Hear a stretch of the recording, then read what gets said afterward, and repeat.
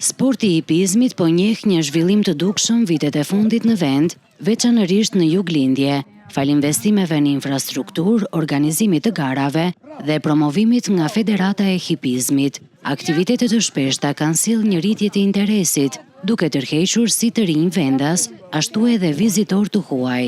Hipizmi, siç po shikoni edhe vet, nga gara në garë ka një zhvillim më të madh. Gjithmonë ka organizime të reja, ka pjesëmarrës të rinj, ka dhe turistë që vinë.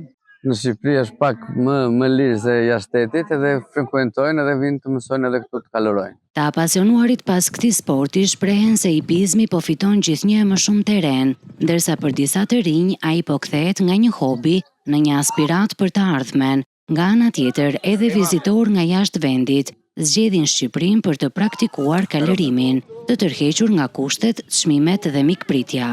Vi nga Anglia, ka stile për të bërë mësime këtu. Kam sjellë edhe kardin tim dhe kam gjetur një mikpritje edhe një profesionalizëm shumë të parë. Kur e pash këtu një vit para, rastësisht, bëra 2-3 herë mësime, pastaj erdhëm prapë unë dhe vajza ime. Vim nga një muaj për të bërë servitje, arrim një muaj të tërë.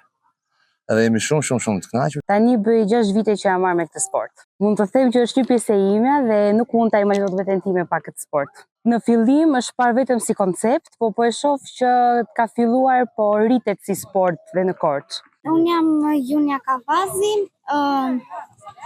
jam nga Korça dhe këtu kam një vit e gjysmë që merrem me kuaj.